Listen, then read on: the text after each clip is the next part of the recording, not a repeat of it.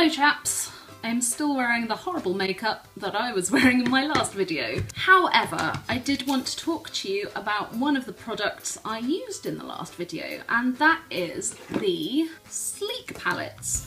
I have quite a good little collection here because they are a very affordable eyeshadow palette, very high quality, and they tend to come in really nice shade ranges and different finishes. And I've been collecting them for probably 2-3 years. Yeah, let's go with 3 years. However, I don't wear makeup every day. In fact, I only wear it every, like maybe once or twice a week. So these haven't been used for the equivalent of 3 years at all, like nowhere near. I disinfect them sometimes with a bit of spraying alcohol and all that junk, so I'm not really worried. I haven't had an eye infection in years, and I don't think I'm gonna get one off of these. If I do, it's just my problem, not anyone else's. So with that sort of health and safety side of things out of the way, let's move on. Right, I'm gonna take my hair out first, because, do you ever just get a headache from having your hair tied back? Oh man, I look like such a sort of aging glam rock lesbian. I like this look a lot more now with the hair down. Yeah. Okay, that's meant to be over that side though. There we go. Okay, so each palette looks a bit like this. It's this kind of matte, sort of slightly sanded black texture. Black texture? Textured black plastic was what I was aiming for. And it says Sleek Makeup in their sort of signature in their signature font in a sort of spot varnish type thing. It's not the most flashy palette, but it's very consistent, and I think it makes it look a bit more expensive than maybe it is, because these are usually around £7 for a palette, which I think is amazing. Some of these are limited edition, some of them are sort of year-round and you can always get them. I'm going to start talking about them now, each individual palette. So there. So this first one here is the Del Mar palette. I used it a bit on this eye look. So each one of these, this is my biggest gripe with them, is that they come with names, really nice names for the shadows, but it's on one of these removable, it's not even removable, it's not in the palette, it's just a sheet that has been placed over top. So that really annoys me because they get lost. In fact, I think this might be one of the only ones I've got left in the palettes.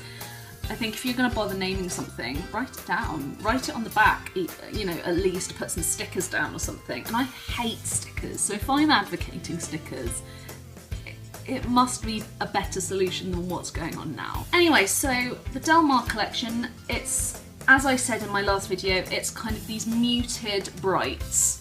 So you've got a nice sort of fuchsia-y lilac, a teal, a matte white, this olivey colour, coral, another coral and an orange. Those three are quite similar. Those two are quite similar in terms of shade, even though this is a shimmer. Is it a shimmer or a glitter? Let's go shimmer, and that's a matte. And then I think these are all satins, maybe. I'm possibly making this up, but that's just how I read the colours. You can make entire looks out of this one. I think it's possibly not the easiest, but I would say there are definite cool colours that you can do a look with, and then definite warm colours you can do a look with. Maybe I'm just not being imaginative enough. That's kind of a cute one, but I've not used it too frequently, and maybe I should use it more.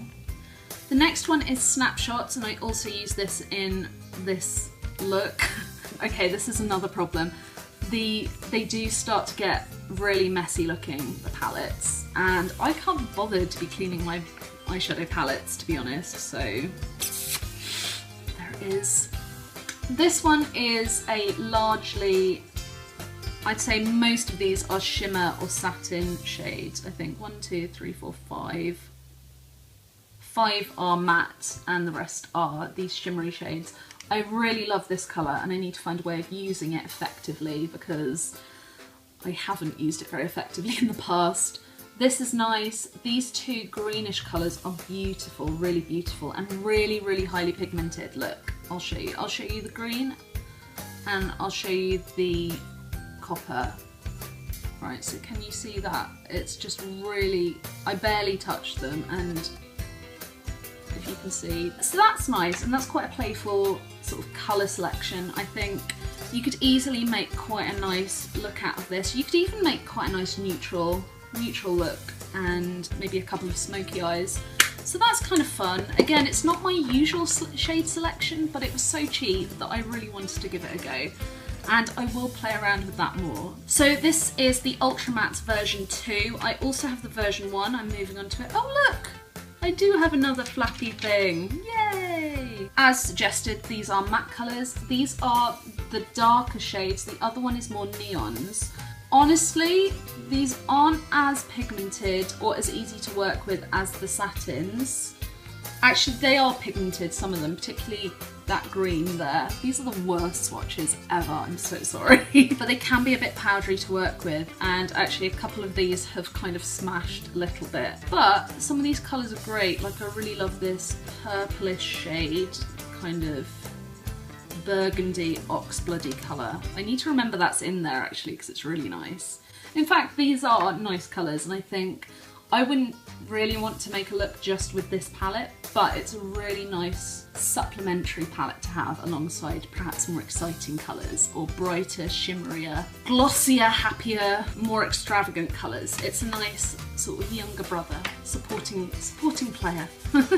And I don't mean anything by that, Andrew, if you're watching. He's my younger brother, and he's definitely not a supporting player. I think we're sort of both in the role of lead. Right, so this is one of my favourite ones actually. This is Vintage Romance. And actually, look, I have actually got quite a lot of these flappy things. I might just keep them by themselves somewhere else. So this one has a lot of glitter shades comparatively. And by a lot, I literally mean, I think 3.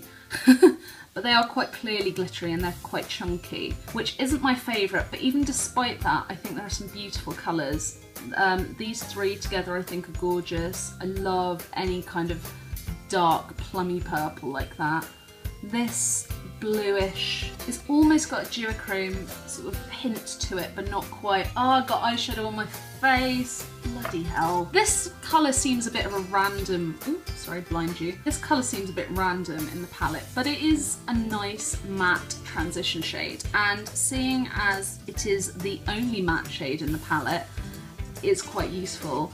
I've managed to make a lot of looks out of this, and I find this is quite a nice, actually quite an everyday shade. I think if you pick up like a neutral matte colour just to do the lid, you can do a lot of exciting things with these other shades. So I love that one, and that would be probably my best recommendation. If you want one of the palettes, I would pick that one because I think it's lovely. Next up is the Ultra Matte version 1, which is these sort of neon-y colours, and they are beautiful.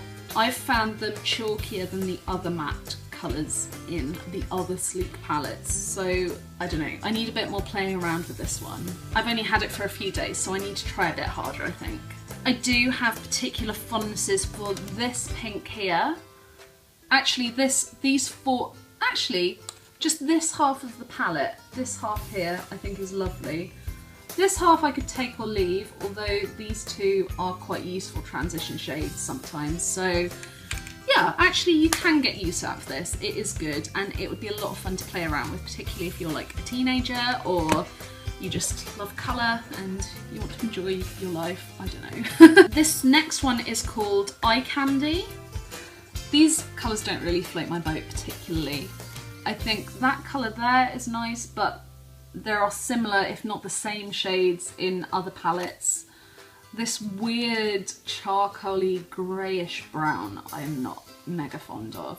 This is nice and this is nice. These greens are nice, but I think that they are too light for my colouring, really. I don't know, I could play about with them.